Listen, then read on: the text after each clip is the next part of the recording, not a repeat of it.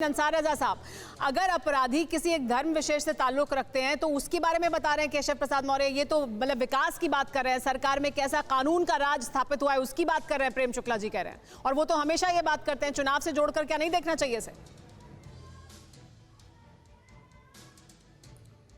असल में सुमेरा जी बात यह है कि मुसलमान वो चारा है जिसे दिखाकर बीजेपी हिंदुओं का शिकार करती है। हिंदुओं को कैसे डराया जाए मुसलमानों के नाम पर, जैसे गब्बर सिंह के नाम से डराया जाता था, ऐसे मुसलमानों के नाम से डराया जा रहा है। प्रेम शुक्ला जी ने बड़ी अच्छी बात कही, बड़े दानिश्वर आदमी हैं, चूँकि शिवसेना से निकले हुए हैं, एक अखबार के एडिटर भी रहे हैं। उन्होंने बड़ी अच्छी बात कही, पुरानी यादें दिला दी। उन्होंने ये नहीं याद दिलाया कि योगी आदित्यनाथ के ऊपर केस लगे सारे वापस हो गए, ये याद नहीं दिलाया उन्होंने। जिसकी सरकार होती है, और फिर अगर अखिलेश यादव के ज़माने में कुछ मुसलमानों के ऊपर से केस उठे या कुछ हिंदू भाइयों के ऊपर से केस उठे, तो मुसलमानों का क्या दोष है? सोनिया गांधी अगर रोती हैं तो मुसलमानों का क्या दोष है? मुसलमानों पे क्यों बिल फाड़ा जा रहा है भाई?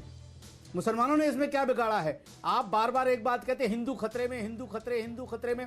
देश जब से आज़ाद हुआ है, मैं प्रेम शुक्ला जी से एक बात पूछना चाहता हूँ मेरे भाई, एक बात बता दीजिए, वो 5 प्रदेश बता दीजिए जहां 5 मुख्यमंत्री मुसलमान रहे हों। सारा शासन तो आप लोगों का रहा है, और हिंदू खतरे में।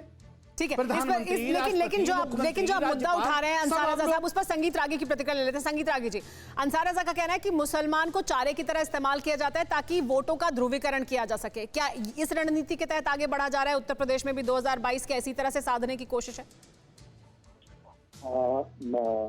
मुझे लगता है कि अंसार रजा जी के उत्तर में ही प्रश्न और दूसरा उत्तर निकल करके आता है। आखिर ऐसा क्यों है कि मुसलमानों की ही तरफ से इशारा किया जाता है? खतरा मुसलमानों की तरफ से ही क्यों बताया जाता है, और इस खतरे को हिंदू वाकई खतरा समझ करके क्यों पोलराइज होता है, यह भी एक सवाल है।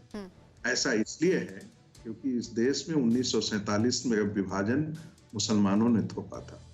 ऐसा इसलिए है कि जहां जहां मुस्लिम आबादी बहुसंख्यक होती है, वो थाने, वो एरिया सेंसिटिव हो जाते हैं। ऐसा इसलिए है कि मुस्लिम जो है, वो मुस्लिम की जो जनसंख्या है, वो पैन इस्लामिज्म के नारे के साथ जुड़ जाती है और शाहीन बाग खड़ा कर देती है। मतलब ऐसा इसलिए है कि मुसलमान का एक तबका अभी भी आजादी के पहले के नारों को लेकर के आज भी खड़ा हो जाता है। नहीं, संगीत रागी जी, तो आप ये कहना चाहते हैं, संगीत रागी जी, क्या इसे ऐसे समझा जाए, आप ये कहना चाहते हैं कि 1947 में क्योंकि विभाजन थोपा गया था और मुसलमानों ने एक अलग देश की मांग की जो जिन्ना के साथ चले गए, इस वजह से आज भी मुसलमान के नाम पर ध्रुवीकरण किया जाता है, और इसलिए ध्रुवीकरण होता है, इसलिए ये होता है। जी अंसार रजा साहब, इस पर क्या प्रतिक्रिया आपकी? देखिए, ऐसा है कि इनके पास मौजूदा वक्त में तो कुछ है नहीं। 7 साल से दिल्ली में सरकार, केंद्र में सरकार है, बहुत सारी जगह इनकी सरकारें हैं। योगी आदित्यनाथ ने 5 साल में क्या किया ये बताने के लिए तो कुछ है नहीं।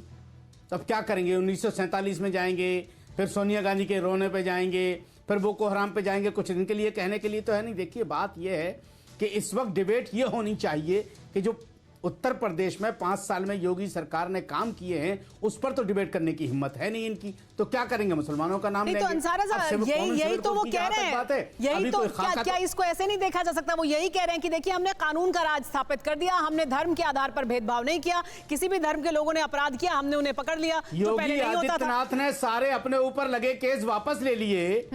योगी आदित्यनाथ जी ने सारे अपने ऊपर लगे केस वापस ले लिए, कानून का राज साबित कर दिया है। ब्राह्मणों को जाति ढूंढ करके ब्राह्मणों को गोली मार दी, और आप कह रहे हैं कि हम कानून की व्यवस्था कर रहे हैं। रात के अंधेरे में एक बच्ची को जला दिया गया, आप कानून का राज स्थापित कर रहे हैं। प्रेम शुक्ला जी, क्या इन सवालों से बचने के लिए ये मुद्दे उठाए जा रहे हैं? अंसार रजा तो यही आरोप लगा रहे हैं आप पर। मैंने उनसे कहा कि देखिए, कानून का राज स्थापित हुआ है, वो कह रहे हैं कि ये तमाम मुद्दे भी तो हैं, इनसे ध्यान भटकाने के लिए क्या ये मुद्दे उठाए जाते हैं जो उठाए जा रहे हैं? अब केशव प्रसाद मौर्य उठा रहे हैं जिन्हें। देखिए, चूंकि हम विकास की जब बात करते हैं तो अंसार रजा को सुनाई नहीं देती है। आज आदरणीय प्रधानमंत्री जी का वक्तव्य लगता है उन्होंने सुना नहीं, और आदरणीय योगी आदित्यनाथ जी के कार्यकाल में उत्तर प्रदेश में 4.5 वर्षों में पर कैपिटा इनकम समझते हैं अंसार रजा साहब? पर कैपिटा इनकम दोगुनी हो गई, जीडीपी दोगुनी हो गई। सिर्फ 463 किलोमीटर जो है एक्सप्रेस वे जो है 15 वर्षों में बना था, 685 किलोमीटर एक्सप्रेसवे जो है 4.5 वर्षों में बन गया। 20 लाख लोगों को मुफ्त के मकान मिल गए। 1 करोड़ से अधिक लोगों को एलपीजी गैस कनेक्शन मिल गया। लोगों के घर में बिजली पहुंच गई। 24 घंटा बिजली शहरों में रहती है।